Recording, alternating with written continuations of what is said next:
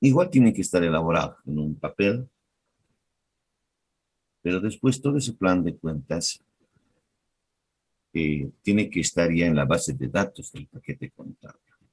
Es decir, el primer trabajo que tenemos que hacer es, después de crear la empresa, obviamente, debemos nosotros llenar en la base de datos el plan de cuentas elaborado, impreso y en hoja, ¿no? Ahora tiene que estar en la base de datos, para que cuando se pueda introducir los datos al paquete contable, pues tengamos que elegir ya directamente del paquete. Como ya va a estar cargado el plan de cuentas, entonces es mucho más fácil identificar según el menú que tenga ese paquete, ¿no? Son dos formas que nosotros podemos utilizar. Lo que vamos a ver, ¿cuál es el objetivo de este tema?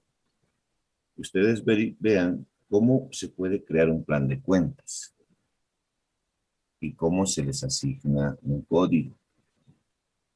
Este código nos ayuda bastante en el paquete contable, ¿no? Porque el paquete contable se reconoce a través de codificaciones, no tanto el número, sino el código. Y eso es lo que vamos a ver ahora.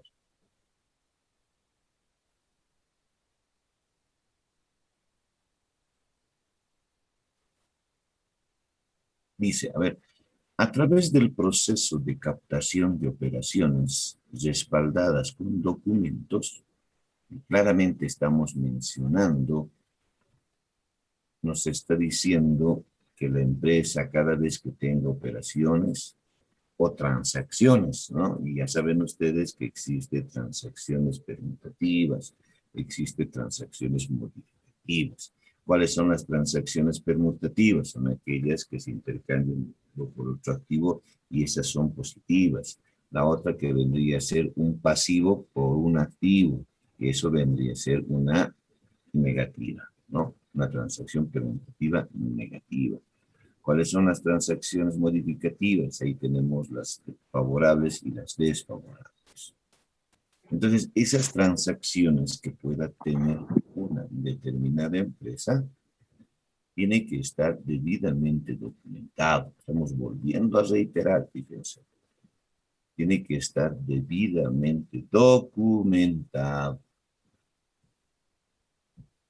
Si no hay documentación, no puedo realizar el registro para la contabilidad. Por más que tenga un paquete contable, por más que realice, funciona un sistema manual, no voy a poder realizar. Y si aún así yo quiero hacer contabilidad, no hay documentación y quiero hacer contabilidad, pues eso está mal. No se olviden de que en el ciclo contable yo empiezo con el registro y terminan los estados financieros. Entonces, si yo voy a registrar sin respaldo, va a llegar a los estados financieros no confiables. No, no voy a poder confiar en los estados financieros, lamentablemente. Entonces, en lo posible, tengo que tratar de evitar eso. Todo registro que se realice tiene que estar debidamente documentado. Y me imagino que ustedes de a poquito ya están leyendo lo que es documentos mercantiles, de a poquito ustedes están retroalimentando lo que vamos a llevar de aquí en adelante, ¿sí? Al menos esperemos que con las vacunas y todos los últimos meses podamos pasar de manera ya presencial de alguna manera, porque cuando los años anteriores yo hacía hacer un buró documentado, es decir, el estudiante tenía que, yo le daba el ejercicio, el estudiante elegía si lo hacía documentado o no lo hacía documentado, no era obligatorio. Casi la mayoría hacía documentado, ¿no? Se inventaba facturas, recibos, es decir, hacían un buró realmente muy interesante, que en algunos de los casos inclusive ese buró, hay dos o tres burós que están en la biblioteca de la casa, ¿no? Que sirve como consulta. Entonces esperemos llegar a eso, Dios mediante vamos a procurar, pero en lo posible ustedes no significa que si es virtual no, no es que no se pueda realizar, buros igual, vamos a hacer un buro. Veremos los mecanismos por los cuales realizar el buro, sí, porque es un buro bastante amplio, donde se dedica tiempo, la teoría que se ha utilizado y todo. Si ustedes gustan, podemos planificar para que sea documentado. Dice, se efectúa el reconocimiento y la medición. Esta partecita es bien interesante, porque vamos a primeramente efectuar el reconocimiento. Vamos a reconocer cuáles son las cuentas que vamos a utilizar y si esas cuentas, como ya tienen documentación o justificación, pues obviamente van a ser sujetos a registro.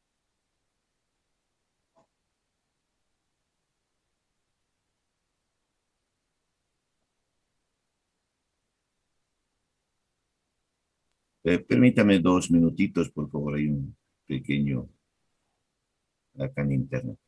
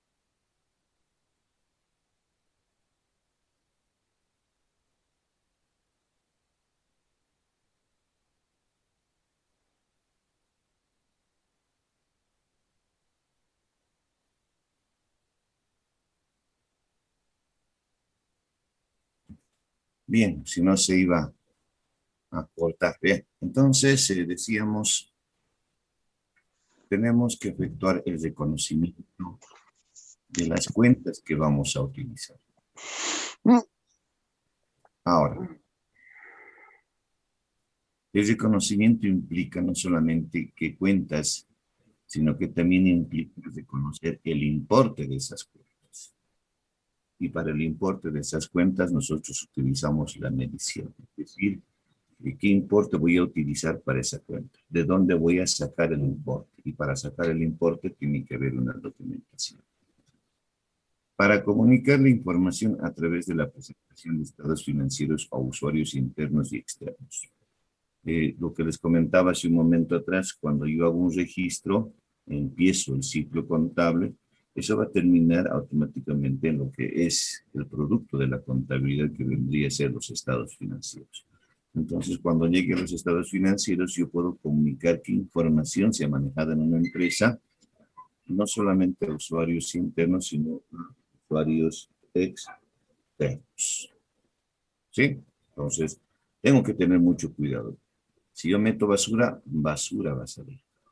Entonces, no nos conviene eso, ¿no? Tengo que tratar de introducir unos datos que representen fielmente las operaciones. Lo que ha ocurrido en la empresa, a través de documentación, lo tengo que efectuar ese registro para que posteriormente, cuando lleguen los estados financieros, esos valores que se presenten, pues obviamente estén razonables y confiables.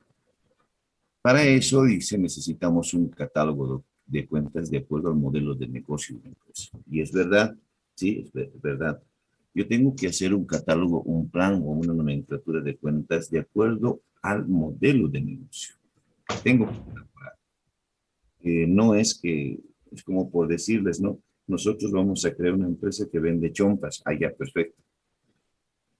¿Qué necesito para mi contabilidad? Necesito un catálogo de cuentas. Ah, perfecto. El del frente, mi amigo, también tiene una empresa de chompas desde hace mucho tiempo atrás y ya tiene su nomenclatura. Entonces, error sería si yo voy donde mi amigo le digo, ¿sabes qué? Préstame tu plan de cuentas, me voy a copiar porque yo también voy a vender chompas, así como vendemos lo mismo, entonces la nomenclatura va a ser igualita, ¿no? Error, ¿no? Error. Nosotros tenemos que un nuevo plan de cuentas, sí, un nuevo plan de cuentas, porque los criterios de cada persona son diferentes, sí, son diferentes. ¿Eso qué significa? Que el pensar del propietario de nuestra empresa es muy diferente al pensar del propietario de la empresa del frente. Tiene otro criterio, si tiene inclusive hasta la misma planificación lo ha hecho de diferente manera. Así que el catálogo de cuentas tiene que estar realizado acorde a esos pensamientos. No es que me tengo que copiar o traer siempre lo más sencillo. A ver, aquí, Weimar, están reclamando tu Yerko Muga también, por favor, tu Ya micrófono. está. ¿Ya? Por favor. No los quiero silenciar, porque si los voy a silenciar, los voy a sacar de la clase y eso no les va a gustar. O sea, así que por favor les rogaría a Yerko Muga apagar su micrófono. Bien, entonces tenemos que realizar nuestro propio plan de cuentas. A veces cuando vamos a trabajar en una empresa, ya está la nomenclatura. La empresa ya tiene 10 años, 20 años, ya está la nomenclatura. Entonces lo único que tengo que hacer es familiarizarme nomás con esa nomenclatura. No me queda otra, ¿no? Ahora, esa nomenclatura que vamos a elaborar tiene que ser flexible. ¿Por qué flexible? Porque me tiene que dar la oportunidad de poder incrementar, poder eliminar, poder cambiar, ¿no? El plan de cuentas. Pero lamentablemente, si tú has utilizado una cuenta, ya no la puedes eliminar ni cambiar de cuenta. Ahí se queda en el plan de cuentas. Pues si hay una cuenta que nunca lo has utilizado, entonces el paquete contable te da la opción de que tú puedas modificar el nombre, puedas eliminar o cambiar de nombre. ¿Sí? Esa es una de las ventajas y desventajas. El catálogo de cuentas se utiliza en un sistema tanto manual como en un sistema computarizado, como ya les había explicado anteriormente. A ver, ¿cómo empieza? Cómo es la parte de esta lámina para entenderlo mucho mejor? Me dice, tú tienes que hacer un registro contable. Sí, correcto. Para el registro contable, tú primeramente tienes que hacer un reconocimiento. ¿Qué significa eso? Tienes que hacer un análisis. ¿Se acuerdan en la clase anterior lo que hemos hecho un análisis? En donde hemos elegido primero los elementos, qué tipo de cuentas son, hemos elegido el nombre de la cuenta, si esto aumenta, disminuye, el importe, ¿se acuerdan? Entonces yo tengo que hacer ese tipo de análisis primeramente. Eso es el conocimiento. Una vez que he terminado el reconocimiento, es decir, la elección de las cuentas que voy a utilizar previo a un análisis, voy a la medición. En la medición son los valores monetarios. ¿Qué importes voy a registrar? Esto con el sentido de que cuando hemos visto teoría de las cuentas, hemos visto la estructura de la cuenta. Y la estructura de la cuenta tiene dos columnas, el debe y el haber. Entonces yo tengo que saber en la medición definir en dónde voy a registrar. Una vez identificado el valor, cuánto voy a registrar, lo que tengo que determinar es en qué columna lo voy a registrar, si va a ser en el debe o si va a ser en el haber. ¿Sí? ¿Para qué? Para que exista una igualdad. Siempre tengo que buscar, cuando yo haga el registro contable, siempre tengo que buscar esa igualdad, que el debe sea igual en el haber en el primer registro. No, en el primer registro. Porque si no hay esa igualdad, pues obviamente no voy a encontrar igualdad tampoco en los demás documentos que voy a preparar. ¿Sí? A eso se le llama partida doble. Posteriormente a eso, viene lo que son los estados financieros. Y en los estados financieros está la presentación. ¿Cómo voy a presentar estos estados financieros? Como nosotros ya hemos almacenado reconocimiento y medición todo en la base de datos, ya sea manual o computarizado, ahora me toca efectuar la presentación de los estados financieros. Entonces, cuando yo presento, voy a hacer algunas revelaciones. Esas revelaciones se las elabora en las notas a los estados financieros. Es decir, los estados financieros vendrían a ser la parte numérica, las cuentas con su importe, cuenta, importe, cuenta, importe. En cambio, las notas es la parte literal.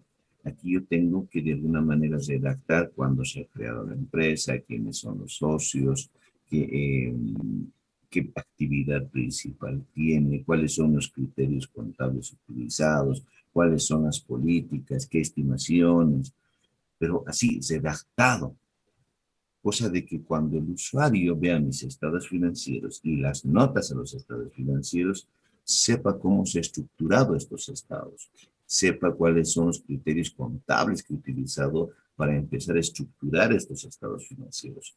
Porque si al usuario solamente le doy números, no lo va a poder entender. Pero en cambio, si yo le explico de manera separada a qué se dedica, qué es lo que hace, cómo vende, qué criterios contables ha utilizado, qué políticas contables ha utilizado, le va a entender mucho mejor a estos estados financieros numéricos que se les entregan. Entonces, esto es fundamental, las notas a los estados financieros, que es la revelación, es fundamental cuando nosotros estamos queriendo preparar estos estados. Entonces, son cuatro cosas que deberíamos saber para efectuar el registro: reconocimiento, medición, presentación y revelación. El reconocimiento y medición van a ser la parte de los análisis o el análisis que vamos a realizar a cada transacción. Y la presentación y revelación, pues va a ser a la parte de lo que son los estados financieros. Entonces ya tenemos ahora los registros, tenemos ahora los estados financieros, ¿no? O sea que tenemos que tenerlo muy en cuenta en el momento ya de estar en la parte práctica. Si tienen cualquier consulta, ya saben, lo único que tienen que hacer es simplemente activar su micrófono, lanzar la pregunta y nuevamente desactivar el micrófono. No hay problema si en plena explicación ustedes quieren preguntar. Háganlo.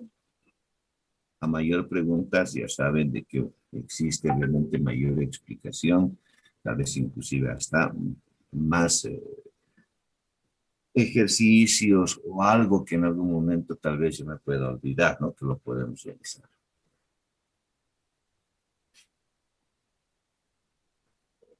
A ver, concepto. ¿Qué nos quiere decir la nomenclatura de cuentas? ¿Qué es la nomenclatura de cuentas en realidad? Y aquí abajo lo tenemos. Dice, es un conjunto de cuentas. Ahí está, no es un conjunto de cuentas, ahí ustedes pueden ver. ¿Sí? Que se utiliza en una empresa para registrar operaciones. Es decir, yo necesariamente para efectuar el reconocimiento y la medición, necesito yo saber cuáles son las cuentas que vamos a utilizar. ¿Sí?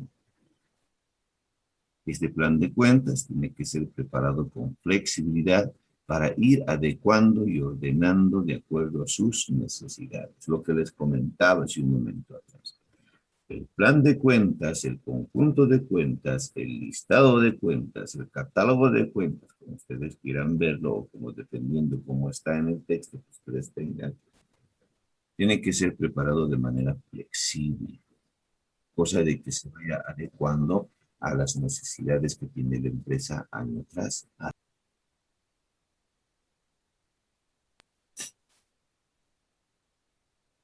Lo que si es cerrado, no tiene sentido, no tiene sentido, porque las empresas siempre tienden a crecer. No solamente crecen o expanden sus ventas, sino a nivel de infraestructura también crecen. Ya tiene sucursales, agencias, tiene operaciones en línea o vende por internet, fíjense. Entonces, esas operaciones un poco que se llegan a ser más complejos, ¿sí? Y la contabilidad tiene que responder ante eso. Si yo lo hago un plan de cuentas cerrado, pues obviamente estaría pensando de que la empresa nunca va a crecer. Entonces tiene que ser flexible para que yo pueda de alguna manera ir adecuando también las cuentas al desarrollo de la empresa. Ahora, aquí están los elementos, el elemento activo, el elemento pasivo, el elemento patrimonio, costo, gasto, ingreso. Y cada uno está con sus respectivas definiciones. Sí, que esto me imagino que ustedes, no estoy diciendo que lo dominen, sino estoy simplemente en esta etapa mencionando que por lo menos cuando sepan los de memoria ya no hay problema, vamos a ir perfeccionando todo aquello, pero si no conocemos vamos a tener complicaciones, vamos a tener problemas más adelante. Por favor, estoy reiterando cada clase lo que son las definiciones. Son 5 definiciones. Son 5 definiciones. Y creo que eso no tendría que asustarnos, simplemente saber un poco de cómo se interpretan cada uno de estos elementos, porque con estos 5 elementos, obviamente que ustedes ven 6, pero el costo y gasto cuando hablamos de definición es uno solo, ¿sí? Entonces, son 5 elementos que se manejan, 5 elementos que tienen que estar en nuestro cerebrito. Con estos 5 elementos yo hago toda una contabilidad de cualquier empresa, ya sea industrial, comercial, de servicios. ¿Sí? Entonces yo tengo que saber manejar esto. Y como es una base lo que estamos llevando, con mayor razón, ¿no? No se olviden que la base la tengo que, obviamente, o sea, tiene que colocar cada uno de ustedes. Una base fuerte. Si no hay una base fuerte, ténganlo por seguro que en segundo, tercer año se va a caer y ahí vienen los abandonos, buscan otra carrera que no me gusta, que aquello, que el otro, ya está. Perdieron 3 años, ¿sí? Pero si hay un buen cimiento fuerte, un buen respaldo teórico y un nivel de práctica, pues obviamente que puede llegar a superar las expectativas, entonces ténganlo por seguro que van a llegar tranquilamente al 5.º año y en 5.º año van a estar buscando quizás otra carrera después de haber terminado esta, una quizás que les pueda ayudar como ser derecho, informática, administración, ¿no? Obviamente uno busca, pero ya hemos terminado. Así que estoy reiterando varias veces que el cimiento es lo más fundamental en ustedes. No puedo hacer lo mismo con segundo o tercer año. Se supone que ellos ya tienen un cimiento fuerte. Entonces no voy a estar repitiendo eso como ustedes, ¿no? Eso ya viene la responsabilidad de cada uno. En cambio, ustedes están empezando, entonces tengo que repetir y hay alguien siempre que me va a escuchar.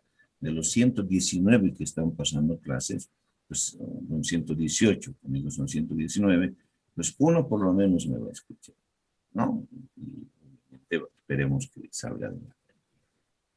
Bien, aquí tienen los 5 elementos. Entonces, ¿cómo vamos a trabajar? Fíjense, cada elemento lo vamos a denominar como grupo. Ahí tengo el grupo activo, grupo pasivo, grupo patrimonio, grupo costo, grupo gasto, grupo ingreso. Y ahí tenemos, reiteramos, las definiciones o características en algunos de los casos. ¿Sí? Cada grupo está dividido por subgrupos de acuerdo a su naturaleza. ¿Sí? Esos subgrupos están adecuados dependiendo del tipo de grupo que nosotros estamos manejando. Como por ejemplo, este es el grupo activo.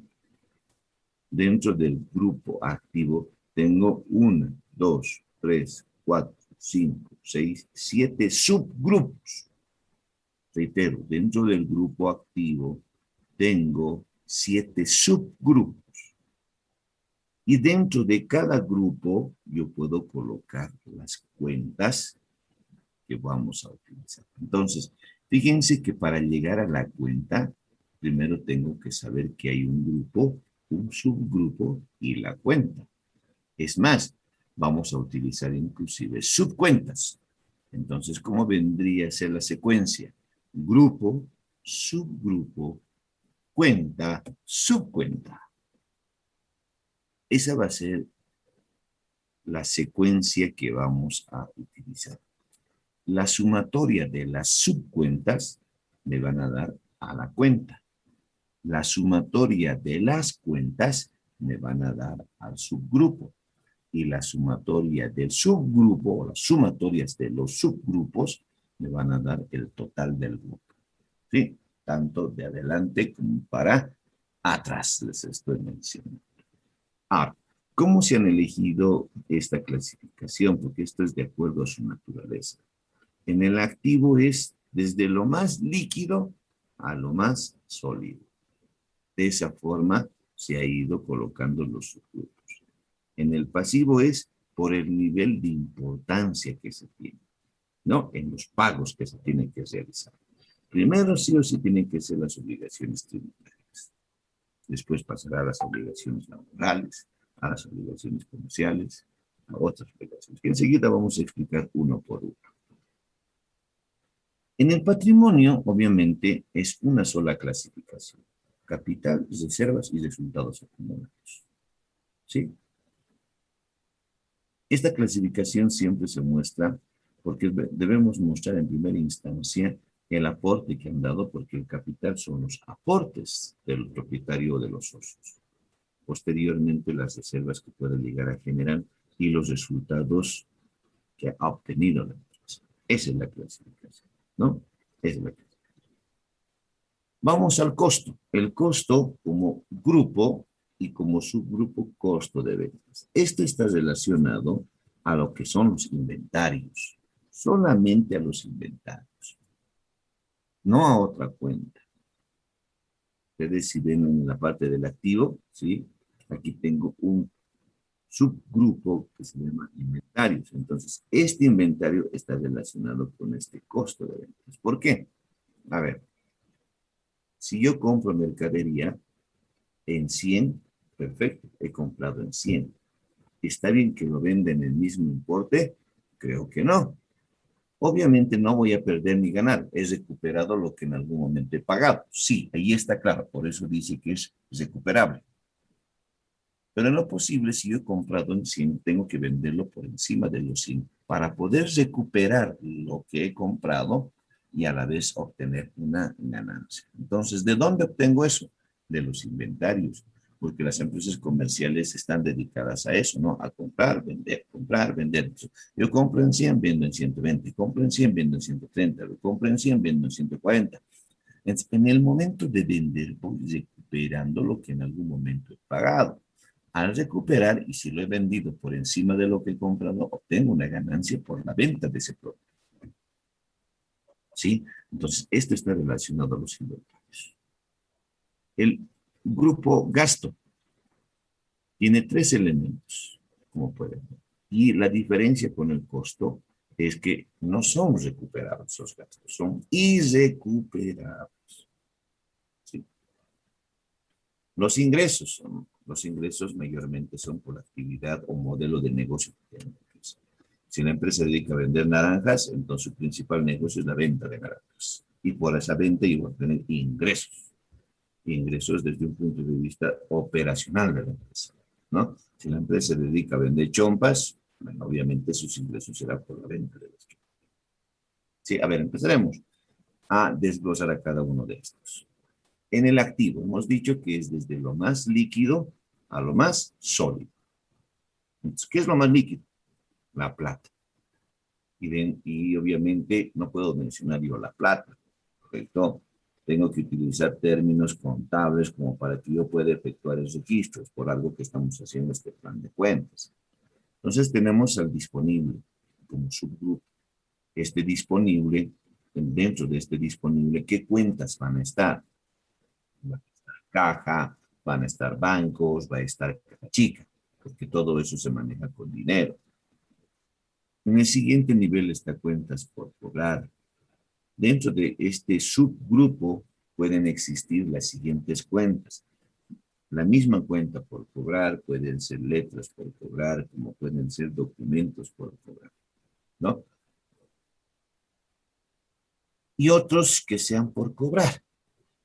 Pero esencialmente, dentro de estas cuentas por cobrar, dentro de este subgrupo, tendrían que estar lo relacionado con los clientes. Es decir, si yo le vendo a mi cliente al crédito, algo le tengo que cobrar. Ahí recién aparece esto. Pero si le vendo en efectivo, si lo vendo al contado, esto ya no hay, pero sí va a haber esto. ¿Sí? Reiteramos, si yo le vendo al crédito, voy a utilizar esto, porque algo le tengo que cobrar en algún momento, ¿no? Y cuando yo le cobre, desaparece esto y se convierte en esto, ¿sí?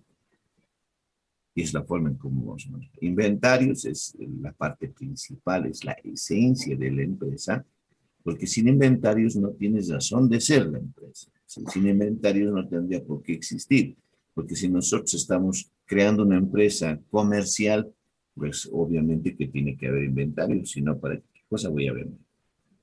¿Verdad? Pagos anticipados. Hay algunos pagos que realiza la empresa por algún servicio que va a realizar en el futuro o que requiere en el futuro, por algún servicio que requiere en el futuro. Y un claro ejemplo aquí está, ¿sí? A veces cuando, y eso es en la vida real, y esto es para que lo entiendan, ¿no? Muchas familias lamentablemente no tienen un lugar propio. Entonces, ¿qué es lo que buscan? Un alquiler. Eh, Cuando quieren alquilar un ambiente, ¿qué es lo que te dice el dueño del ambiente? Te dice, el alquiler te va a costar 1.000 bolivianos mes, pero como recién estás viniendo, quiero que me adelantes, no sé, 3, 4 meses. Ya, te voy a adelantar 4 meses, que serían 4.000. Fíjense, estoy pagando hoy por algo que voy a recibir en el futuro. Entonces, ese pago de hoy es donde lo tengo que registrar como pagos anticipados, ¿no? Todavía no estoy recibiendo o todavía no estoy utilizando el ambiente, pero ya estoy pagando por adelantado. Entonces, como ya estoy pagando, pues obviamente lo tengo que registrar. La utilización ya lo vamos a ver más adelante, pero el primer registro que vendría a ser el pago por adelantado para la utilización